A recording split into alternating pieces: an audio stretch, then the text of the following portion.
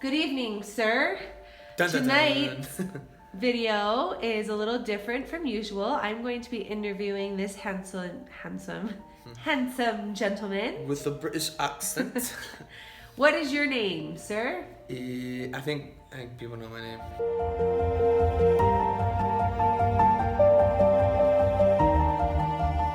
No, I would like your full name, please. Gosh. Okay. My name is Richard Justin Permenter. Perfect. This was a loaded question. Little did you know. Tell me about your last name. Well, Okay. It's rooted in France. Redo the question. Where did you get your... From which side of your family did your last name come from? So normally, this is a good question. So normally, last names or surnames in the United States traditionally come from the father. Mine came from my mother because she never married. So I have it's my mother's maiden name is Permenter. My mom never got married, so I took her last name. Okay. Yeah. And why didn't you take your dad's last name? You said they didn't. Well, get I didn't know married. my dad. So Okay. growing up, I just grew up with my mom. The short of the longer story is she didn't get married. So as a teenager, she's 15 years old, she moved with her parents, my grandparents, from Tennessee to Chicago, the Chicago area, and she met and fell in love with a guy, and they were on and off for years. They actually never had kids. And at one point, I think she had other relationships, but at one point she met another guy and conceived me. And I don't know how long their relationship lasted. I don't know the details of that. And to be honest, as a little kid, I wasn't super cognizant of the fact that I didn't have a dad. I had a lot of family members. I had a lot of aunts and uncles and cousins, and my granddad, my mom's dad, was around. So it takes a village to raise a kid. And I didn't really get curious about knowing about my dad until I was probably in my early teenage years. And I straight up asked my mom, like, hey, we're not like the other families. Who's my dad? And so she had a little information to give me, and that's when I learned of his name, at least what she told me, which the name was Tom Peterson. So she gave me a name, and then she gave me a place, which was one of the towns on the south side of Chicago. And she gave me an occupation. She said he worked in plumbing. And so as a teenager, I get these 3 pieces of information, and I don't know what to do with it. The internet was just really getting started. And so funny story, I actually, kind of like back in the day with the telephone book, you could look up white pages and yellow pages. There was a website, I don't know if it still exists, called whitepages.com. And you could find people and their phone numbers and their addresses. And so I look up this name, Tom Peterson. If it's not a clue to you, that's an extremely common name. And I look up the name of Tom Peterson in the Chicago area, and there's like 20 people with that name. So I write a letter to 20 people, a physical letter. Back in those days, I didn't have an email, and I doubt people did either.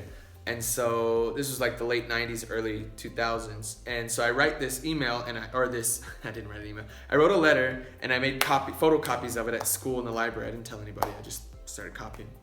And then I buy stamps and I send it to all these people. And basically the letter I say, hi Tom, I think I'm your son. And I give a little bit of information. It's something like a teenager would write. It's probably like spelling errors in it too. And I never got anything back from it. Who knows, maybe he really got it. That'd be kind of a funny story if he did. I got this letter from 15 years ago. Okay, so I'm gonna fast forward you. So, go ahead. Well, just that, I didn't get anything back from it. But I was just thinking, had my mom been married to my dad, Permenter is not really that different from Peterson, so we just have a small difference of a name. But yeah, anyway, sorry. There we go. No, that's great. Okay, so I'm going to fast forward you to several months ago. 3 months ago, with the encouragement of my mom. Yeah, with encouragement of my mother-in-law. As a matter of fact, she even purchased it for me, which is really nice of her. I took a DNA test, and they're not paying us as of right now, but Ancestry.com did it, and so Ancestry, you can send our check in the mail for plugging you. Seriously, our email's down below. It was fascinating because you basically, the way it works is you spit in a tube, and they mix it with the liquid to conserve your your saliva, we're all formal here, and you send in your sample, and they analyze your DNA against the DNA of millions of other samples from all over the world. And the way I understand is they see how similar you are to those other samples. So they can see if you are more similar to people in Northern Europe or people in Central America, etc. And so it came back. Yeah, what info did you find out? Yeah, it came back pretty late, actually. We just found out like a couple weeks ago. And I found out that I am extremely European. It gives you percentages based on that. And so I'm like 36% Western European, German, French, Belgian, Luxembourg, places like that.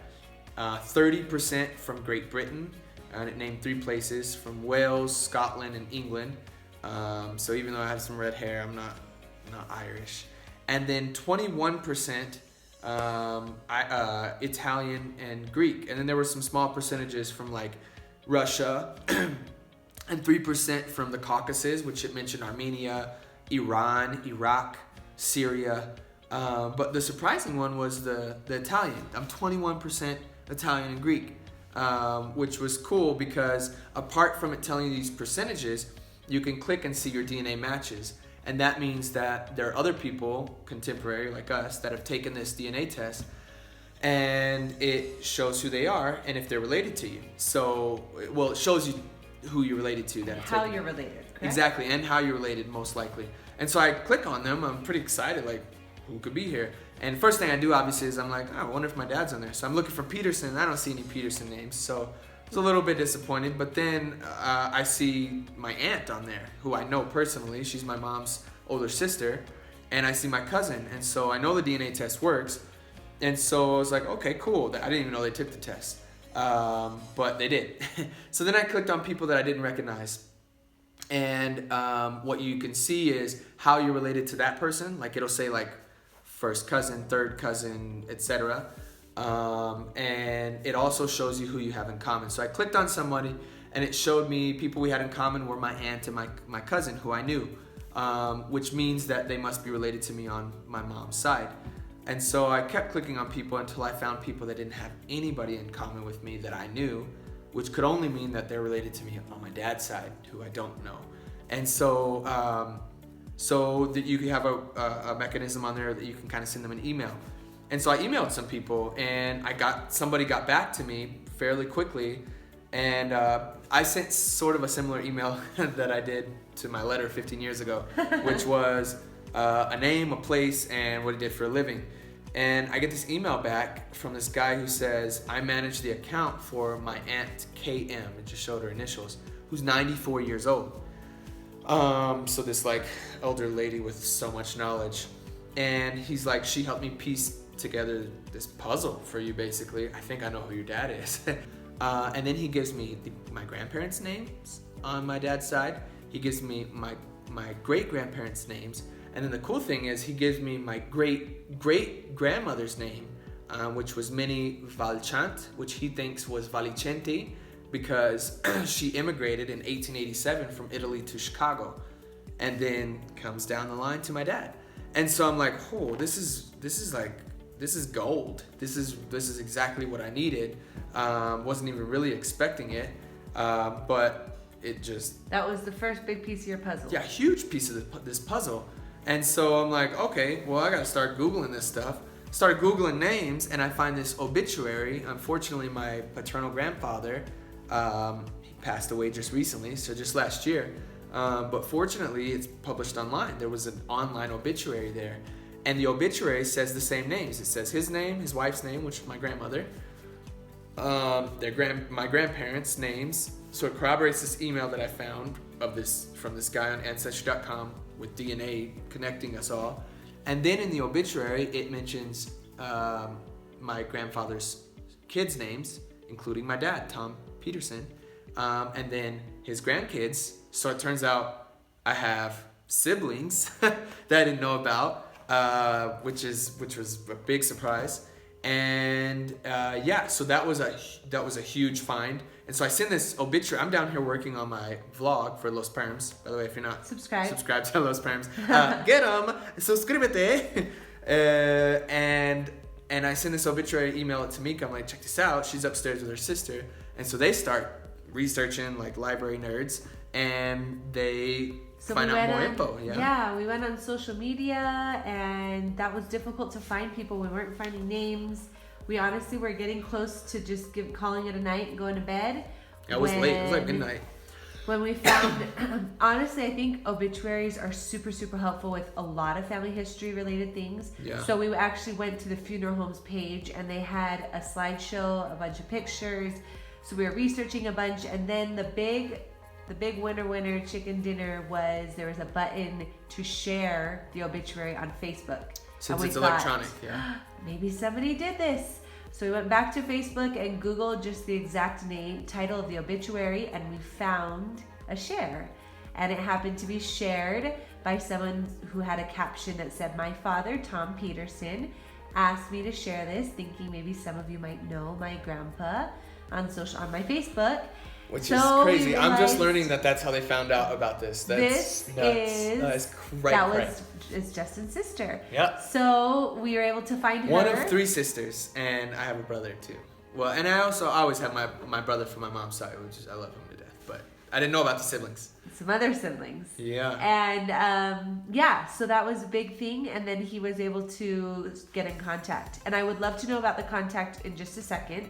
We're going to finish off with Justin's emotions and feelings as he actually got to talk and get in contact with some family members. Within the last 3 days, just in the last few days. I really wanted to make this vlog because it's obviously huge news for our family. Yeah. And for Los Perms and for Mommy Perms, our vlogs. This is, life-changing. Like Justin has said before, this is literally the biggest question mark of his life. But on top of that, I really want to encourage anybody who maybe has been thinking about doing a test like this, has been thinking about trying to find family members they may not know about. Do it. Do it now, sooner than later. Thank goodness Aunt KM is alive, still 94 years old, because she was hugely important. Yeah, without her, I don't think I would have figured this out. Oh no, I don't think so either. And I really hope that this will light a fire, and if you have questions or comments, maybe these will give you ideas of how to find family members. For sure. It's big. Yeah, you may be like me, I was very conscious growing up, especially as my teenage years, that I didn't have a dad. But I don't think he was, I don't know if he even knew about me yet, and I'm sure I have siblings that I just discovered didn't know about me, so it's not like they were expecting to find something. So you may not be either. You may not even know that you have a family member out there. So by doing this DNA test could really help you fill in some holes that maybe you didn't even know that existed, or like me, could really fill in the biggest question mark of your life, which is who your parent is, which was kind of crazy cool. I was really inspired by a coworker and really good friend of mine who was actually adopted and had a wonderful life. He was in a big adopted family and really enjoyed growing up. But he also, as an adult, really was curious about his parents, and he didn't know either one. And so he did a DNA test a couple of years ago, actually, and has been searching pretty fervently to find out who his parents were. And literally a week ago, he just found out who his dad and mom were. And it really inspired me. It's like, man, if they can do that, like, I can do this. I mean, I had already taken my DNA test, had the results. I knew about the 36% Western European, 30% British, 21% this, but I just didn't know, and it can be done. So you can do it. Yeah, it's doable. It's doable. Give us your final emotions of how you feel. Oh man, I'm on cloud 9. Like at first I think I was a little nervous, but my personality is jump into it and you just get it done. And so I contacted them that same night. I contacted one of the family members, and I asked for a phone number, and she's like, "What's this about?" And I was like, "Well, let me tell you, I think I might be his son." And she's like, "Wow, I think you might actually really, or you're right." And so she gave me the phone number, and I cried that night because I was like, man, I'm about to talk to my dad after almost 32 years. And so the next day, after some work meetings, I cried as I'm finding out these siblings and kind of stalking them on Facebook in a good way. And then I call him, and it was really surreal. I think maybe I was a little insecure, not knowing really how I would be received, if I would be accepted. But he was tipped off. I think the family member that I contacted, my sister, told him that somebody was gonna call, and I think he might have thought it was gonna be a scam or something, but It's not a scam. It's real. I'm a real boy. And so we talked on the phone. It was a good conversation. You know, we were both men, adult men, and so it wasn't like an overly emotional conversation, but it was like he was surprised, but he was also like, it seemed pleasantly surprised. It's like, wow, how did you find this out? And I'm like, DNA, science. We ended the conversation by saying, you know, I'd like to have a future conversation, and he said, I'd really like that too. And when I'm in Chicago, I really want to take you out to lunch. We'll catch up that way. He's like, yeah, I really like that too. And then I asked if I could contact his kids, who would be my brothers and sisters. And he's like, sure, that sounds good. I'm not sure how he was thinking, but oh man, what are the kids gonna think?